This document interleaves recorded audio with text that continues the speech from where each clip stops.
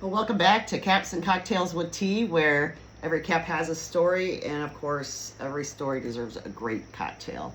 Today's cap is actually from one of my very favorite independent hat makers, Mike Niergaard from Zia Hatmakers. I'm actually wearing one of the shirts that he has. He's got a little bit of merchandise, clothing-wise, on, and some pens and different things. So just trying to continue to support, his business. But Mike is out of New Mexico, and Mike isn't like a huge factory, cranking out all the kinds of caps.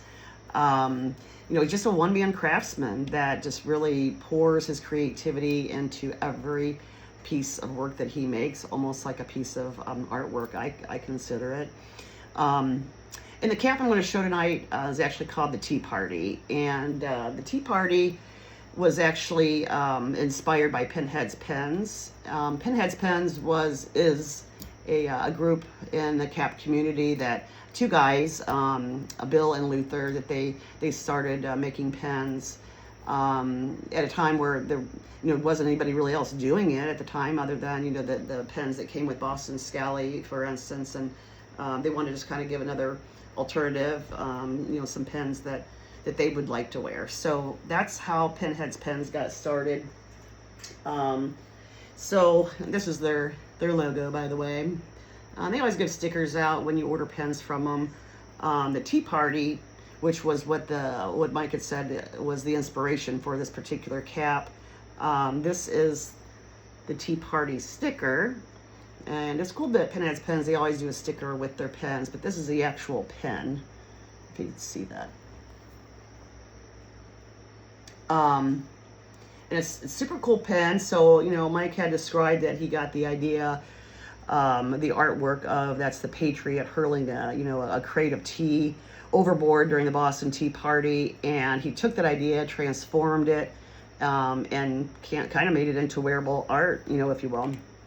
And Mike, described in one of the cap communities, the Gentleman's Round Table, and about the inspiration for the cap, and that sometimes that he will want to make a specific cap and look for the materials. There's other times that he may see the material and make a cap from that through the inspiration. But in this case, the inspiration, it had come from the actual the pen, and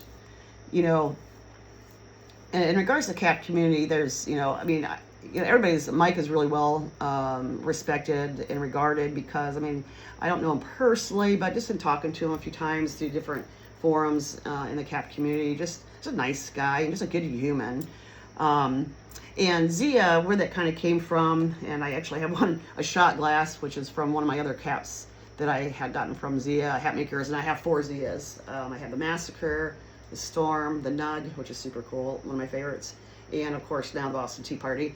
But this is a shot glass I got from one of his other caps, because he always gives goodies out, which is one thing that's super cool about Mike, is that if you get a Zia box, you got the stamps of Zia on the outside of it. You open it up, it's packaged really nice, and you always get goodies. It's always something, it's a surprise. It's stickers, it's pens, shot glasses, little nug jars. Just super cool stuff, like just goodies, and totally appreciate that. But the Zia symbol itself, it was really a New Mexico thing. You can kind of see it there, where it's broken up into 4s. And it's really a recognizable symbol in New Mexico, representing harmony and balance. The fourth pieces here, one is for the 4 directions: north, east, south, west, and 4 seasons that we have, the 4 times of the day, and of course the 4 stages of life. So I thought that's pretty super cool there. And to be able to get this particular cat, the Tea Party, it was a drawing that Pinheads did run, that if you bought, for each pen that you bought, your name got entered into on a wheel, rather. And so then the wheel would be, you'd spin the wheel, and if your name came up, then you were selected to be able opportunity to actually purchase the cap, because these are very limited and just highly sought after in the cap community, because many times there's only 40 of them made, maybe less. So everybody really wants to your name to pop up to be able to get one. In fact, my cap itself is number 10, and I can't remember how many caps were made out of this one, but I know it wasn't a whole lot. And Mike always does a nice job too, you know, when he does the uniquely handmade limited edition. And I have number 10, the cap number 10. And Pinhead's pens, I did pick up a few other ones when they were doing that, because they do have some really cool pens. So I had picked this one up, you know, around the 4th of July. That one came out, and then this one also. I think its name is Billy Bass, but I don't know. I thought it was pretty cool wearing a scaly cap there. So that was just kind of some of the pens that I bought to get into the drawing. So yeah, so let's get to the cap itself. Okay. All right, here we go. The Tea Party. And it's an 8-panel cap. Different fabrics, you know, were used in this one. You know, the front 2 panels are just like a really nice cotton brown, as well as the back 2 panels. And you know, when Mike described this, he wanted it to look like that the hat was the ship, you know, as regards to the theme of the Tea Party. So it's got this really cool panel on each side that looks like wooden planks of the ship. And then the other 2 panels, it's like a distressed canvas, like what you might see like on a sail, the sail. So I don't know, I just thought it was so sharp. I mean, you can wear this about with anything. And then the inside of it, totally different than the outside, super sharp. Mike always does a really nice silk liner, this red silk liner. And of course, the brim itself has the colonial stars. So I thought that was just a nice touch. And then also there's the Zia logo, and everything he does, of course, is made in the USA. So that's always nice to see as well. Always support, especially our independent hat makers, that everything's here and made in the USA. So let's put it on. Yeah, I mean, and every cap that I've gotten from Mike has been super comfortable, always spot on the size of it, and just always really well made cap. I mean, you know, it's not manufactured over in China. I mean, he's making this cap, you know, each cap that he makes, and that's pretty special. So I'm gonna give it a spin around here so you can see the whole cap.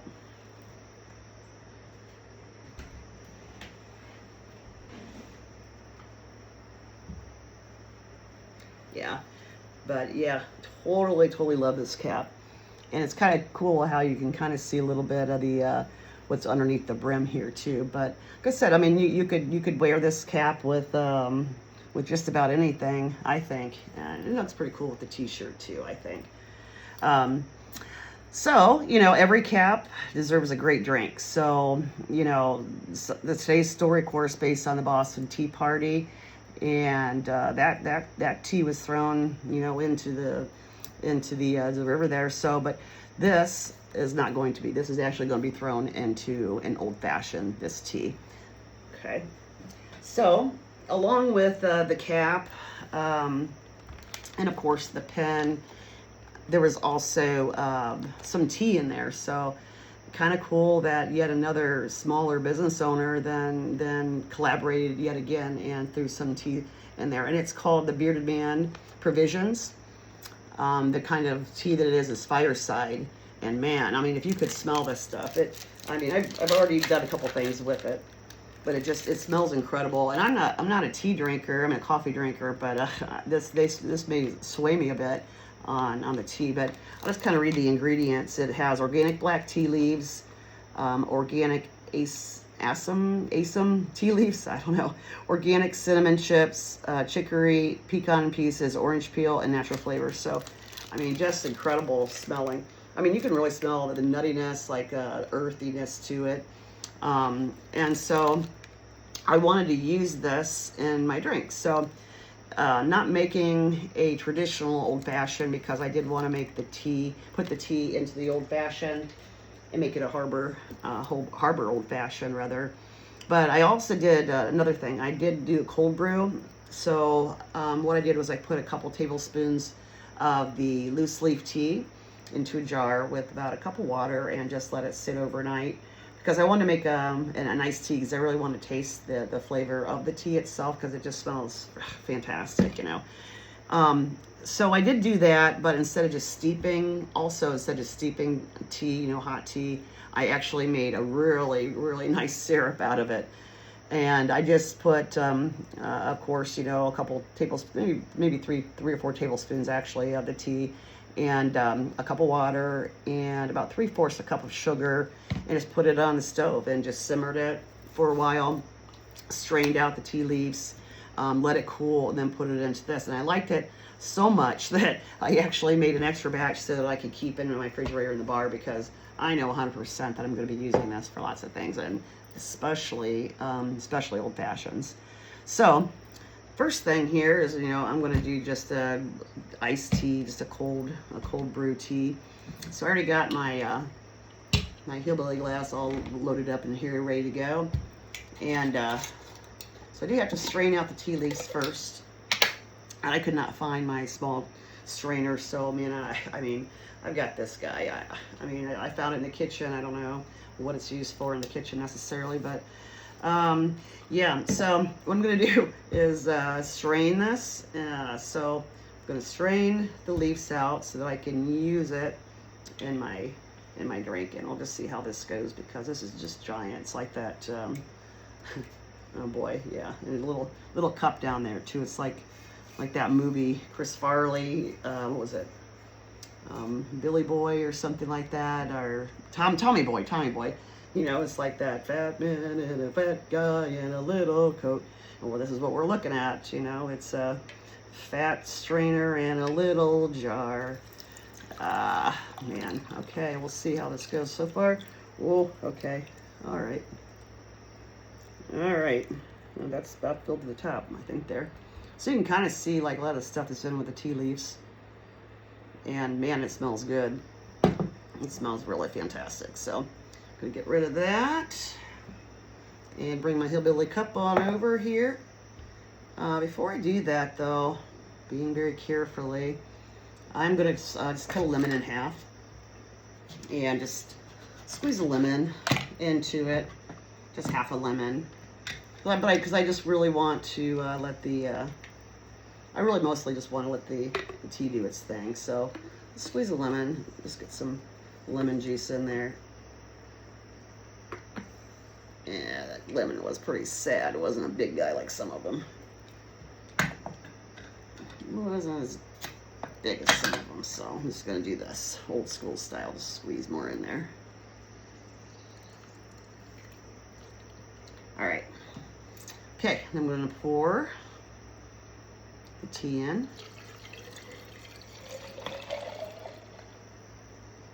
Okay. Get myself a straw here, just stir it around.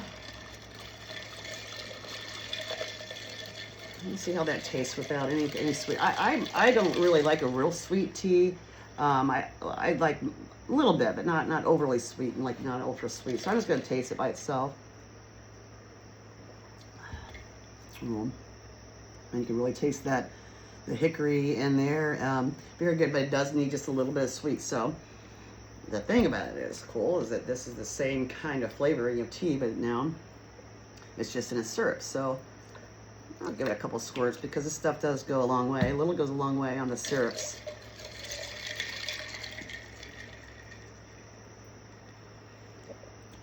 Oh yeah, yeah, that's pretty delicious. That's dangerous. But you know, if you're gonna have tea around here, at least you gotta have some alcohol in it. So I'm just gonna drop a couple. We'll drop a shot or yeah. We'll call it a shot or two of Tito's, because I have really been enjoying having just, you know, iced tea and Tito's here lately in the summer. It's just been so hot. Now that should taste a little bit better. Maybe I put a little bit more syrup in it too. Okay, now that this should be just right. Oh yeah, you know, damn Tito's always makes things just a little bit better, doesn't he? All right, so that's that. That's not really the highlight of the show. I just wanted to try the tea, the cold brewed tea that I did. But the highlight of the show really is the old fashioned, the Harbor old fashioned. So for this, you know, I always get a rocks glass. And if I was making a traditional old fashioned, it'd look a little bit different than what I'm going to make here. But I always use some fancy ice, you know, just a cube of ice or circular of ice, because that way it doesn't get watered down so quickly. I mean, so I'm going to put that to the side just so that is prepared for it. And I'm going to mix my ingredients in here. So I'm going to add some ice, if I can find my scooper. Oh, there it is. No matter what kind of old-fashioned I'm making, I always put all the ingredients in this first, so that I can stir it up and everything gets really nice and cold. The good old-fashioned is really about balance. You're balancing the taste of the bourbon or the whiskey that you're using, and you're balancing that with the sweetness you put in, and not much sweet, and then some of the bitters. So it's just about having a really good balance there. So, having said that, now most of the time when I'm making an old-fashioned, this is what I use, Buffalo Trace, and it's kind of hard to get in Ohio. We do have friends that have a place in Tennessee, and they go there and they try and stock me up when they go. So we're going to start off with that. So I'm going to use my Zia shot glass. Heck yeah. So I'm going to do 2 of these guys. Or you can say, I always shoot 2 shot glasses. And then I'm going to also put some of my syrup in.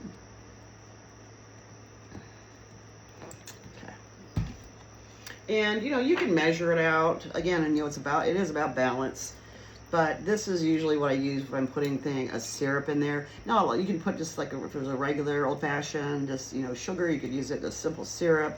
In the fall, I like to make a lot with some honey in there, or maple syrup. Those are really good, you know, to make old-fashioned. I've made all kinds of variations of it, but this is, you know, sometimes less is more. And in this case, I really want the tea to do the talking, which is in this form of the simple syrup. So let's just put 1 of those in there, because again, this goes a long way.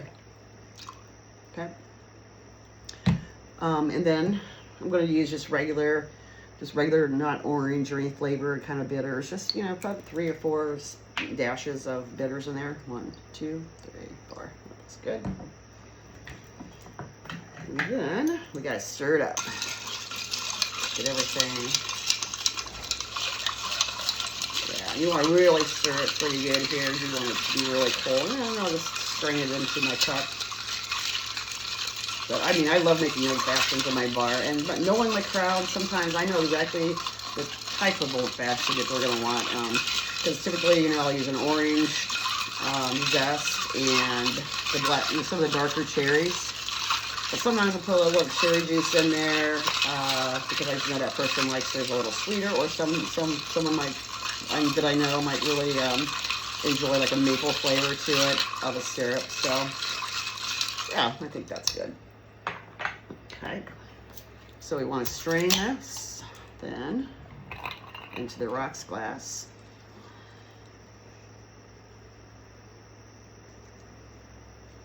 Yeah, and there are times, you know, that I'll smoke it. I'll smoke my old-fashioned, and it's just a top that I have and different kind of flavorings of wood chips and whatnot. And I do like to do that as well. However, I'm not going to do that because, again, I feel like, you know, the taste of the tea has to be the winner here, has to be the highlight. So I did 7 orange zest. I'm going to use a lemon zest. And when you do this, you know, you're just kind of getting some of those oils into your drink. You know, you're not, it's just literally a peel of a lemon. Usually I would be using an orange, and then, you know, give it a go around on the rim. And just drop it in. And there you go. That's a Harbor old-fashioned, you know, to celebrate the awesome cap that I got. Let's taste it. Oh yeah, that's dangerous. I mean, that's fantastic. I mean, that's a dangerous. That Harbor Old Fashioned is a dangerous cocktail, and they'll be served up in the bar this weekend. I'm almost 100% on that. So, you know, history may remember that, the Tea Party, and that the tea went into the harbor, but today is about, craftsmen, the makers, the stories that bring everything to life. So here's the great caps, great cocktails, and even better stories. Cheers. Man, that's damn good.